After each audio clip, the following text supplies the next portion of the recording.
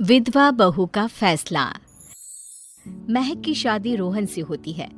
रोहन माँ बाप का इकलौता बेटा होता है, लेकिन फिर किसी कारण से रोहन की मौत हो जाती है। बेटा महक, तेरे आगे इतनी बड़ी जिंदगी है, फिर बच्चों की भी जिम्मेदारी। तू कोई काम कर ले। मैं तो कहती हूँ रोहन के ऑफिस में ही बात कर ले, शायद तेरे लिए कोई काम निकल आए। हाँ माँ जी, मैं भी यही सोच रही थी, लेकिन कैसे बात करूं, किससे बात करूं, कुछ समझ में नहीं आ रहा। अब वो क्या नाम था रोहन का जो दोस्त हुआ करता था, पहले तो बड़ा आता था हमारे घर। राकेश की बात कर रहे हैं? पर वो तो रोहन के बाद से कभी आया ही नहीं, पता नहीं कहाँ है वो। आया था, एक नहीं कई बार आया था, लेकिन मैंने बाहर से ही भेज दिया। घर के अंदर झांकता रहता था, मुझे ठीक नहीं लगा। अरे आपको तो पता नहीं क्या ठीक लगता है और क्या नहीं। उसका नंबर है मेरे पास, मैं आज ही फोन करती हूँ। सास राकेश को फोन लगाती है और शाम को घर आने का न्योता दे देती है। अरे आंटी, ओहो भाग्य हमारे कि आपने घर बुलाया। मैं तो कई बार आया, लास्ट टाइम तो अंकल से मुलाकात भी हो गई थी। हाँ, वो हम लोगों को निकलना था ना कहीं उस वक्त। अरे छोड़ो ना बेटा, बोलो क्या लोगे? आपकी बहू। क्या बकवास कर रहे हो राकेश? अरे मेरा मतलब ये है कि आपकी बहू कहाँ है? भाभी जी के हाथ की चाय की बस एक प्याली मिल जाती तो। महक चाय लेकर आती है, लेकिन वो जैसे ही राकेश की ओर देखती है, उसे राकेश पसंद नहीं आता। वो अंदर जाने को होती है कि अरे भाभी जी कहाँ जा रही हैं? बैठिए तो सबके साथ। जी नहीं, बच्चों को खाना खिला रही हूँ, आप माँ जी से बात करें ना।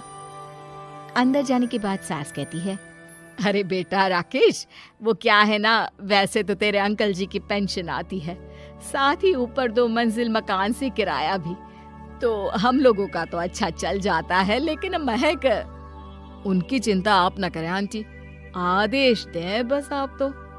देखो भाग्यवान, रहने दो, कोई बात नहीं, मैनेज हो जाएगा। अरे क्या मैनेज हो जाएगा अंकल, हमें भी बता दें। आप चुप रहिए जी। अब वो क्या है ना राकेश, तुझे तो पता है कि रोहन के 2 बच्चे हैं, उनकी पढ़ाई लिखाई का खर्चा बहुत है। हम ये चाह रहे थे कि रोहन के ऑफिस में महक को भी अगर कोई काम मिल जाता तो। क्यों नहीं आंटी जी, मैं हूं ना, मैं बात कर लेता हूँ। वैसे तो आप हाँ ही समझिए। महक भाभी को बोल देना कि कल तैयार रहें मेरे साथ ऑफिस चलने के लिए। मैं मालिकों से मिलवा दूंगा उन्हें। महक अंदर से सब सुन रही थी। अच्छा आंटी जी, तो चलता हूँ, कल आ जाऊंगा। अच्छा भाभी जी, तैयार रहिएगा कल। राकेश तो चला जाता है, लेकिन ससुर सास पर बरस पड़ते हैं। मुझे ये आदमी एक पैसे का पसंद नहीं है।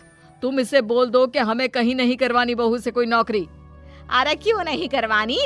सारा पैसा मैं इसके बच्चे और इसी पर उड़ा दूंगी, तो मेरी बेटी को क्या दूंगी? जरूरत क्या है तुम्हारी बेटी को तुम्हारे पैसे की? अरे वो तो पहले ही बड़े पैसे वाले घर की बहू है। अपनी बहू की सोचो जो अब तुम्हारी बेटी जैसी है। बच्चे रोहन की आखिरी निशानी है। अरे अपना भाषण अपने पास रखो। सारा दिन घर पर बैठी रोटियां तोड़ेगी, तो काम करे ना कुछ बाहर जाकर। बहू सब सुन रही होती है। वो अगली सुबह बिना मन के तैयार तो हो जाती है, लेकिन जैसे ही राकेश आता है, क्या बात है भाभी जी, रेडी हैं? तो फिर चले डेट पर, मतलब इंटरव्यू पर। महक सामने आती है कि सामने ससुर जी खड़े होते हैं। हाँ महक बेटा, आओ चलते हैं, मैं भी चल रहा हूँ। ससुर को तैयार देखकर राकेश का चेहरा बन जाता है।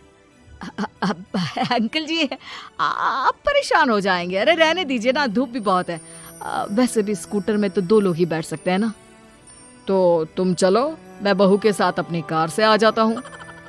महक ससुर जी को देखकर खुश हो जाती है, उसे शांति हो जाती है। वो लोग रोहन के ऑफिस जाते हैं, जहाँ बॉस कहते हैं, नमस्ते अंकल। नमस्ते महक, कैसे हैं आप लोग? रोहन का सुनकर बहुत दुख हुआ अंकल। वैसे कैसे आना हुआ? बेटा, क्या हमारी बहू के लिए तुम्हारी ऑफिस में कोई काम मिल सकता है?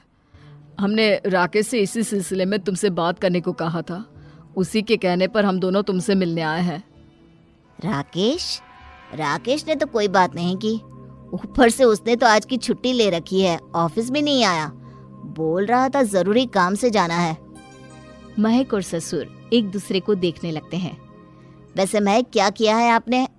इंग्लिश कैसी है आपकी? महक बॉस से अपनी पढ़ाई लिखाई और क्वालिफिकेशन के बारे में सब कुछ बताती है।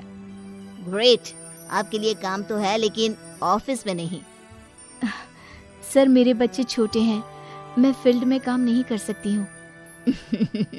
मतलब वो काम घर से करना है, घर से रहकर बच्चे भी देखें और घर भी देखें, लेकिन हाँ, काम जरूर से करें। वो काम डाटा एंट्री का है, तो जब भी वक्त मिले काम करें, और इसके हम आपको अच्छे पैसे भी देंगे। महक बॉस की बात सुनकर खुश हो जाती है, उन्हें थैंक्स बोलकर घर आ जाती है। किसके साथ भेज रही थी तुम महक को? अरे वो कमीना, उसने तो ऑफिस से छुट्टी ले रखी थी, बात भी नहीं की थी उसने बॉस से बहू के काम के लिए। वो तो अच्छा हुआ कि मैं साथ में चला गया। हाँ, ठीक है, नौकरी मिल गई ना, इतना ही काफी है। समय बीतता है और एक दिन फिर दरवाजे पर दस्तक होती है। घर पर कोई नहीं था। महक दरवाजा खोलती है, देखती है तो सामने है राकेश। नमस्ते भाभी जी। नमस्ते, घर पर कोई नहीं है, आप कल आइएगा। अरे, कैसी बात कर रही हैं भाभी जी, हम तो आपकी मदद के लिए आए हैं।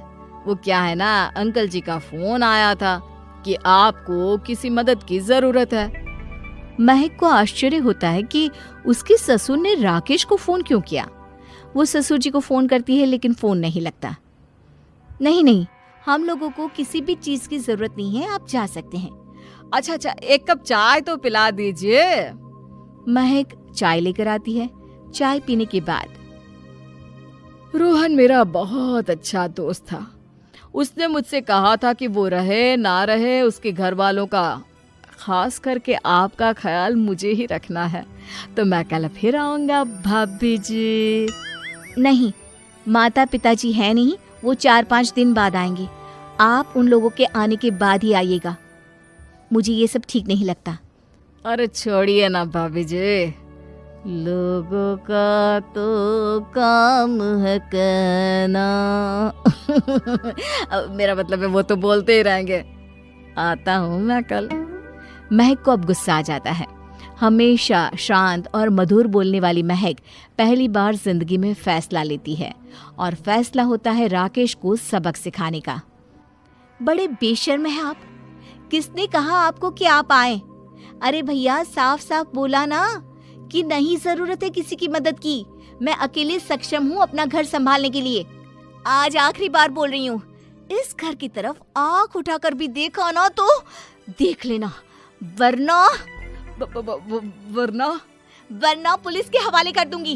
निकलो यहाँ से, या धक्के मार कर निकालूं। पुलिस का नाम सुनते ही राकेश वहां से 9-2-11 हो जाता है, और महक को अपने फैसले पर गर्व होता है।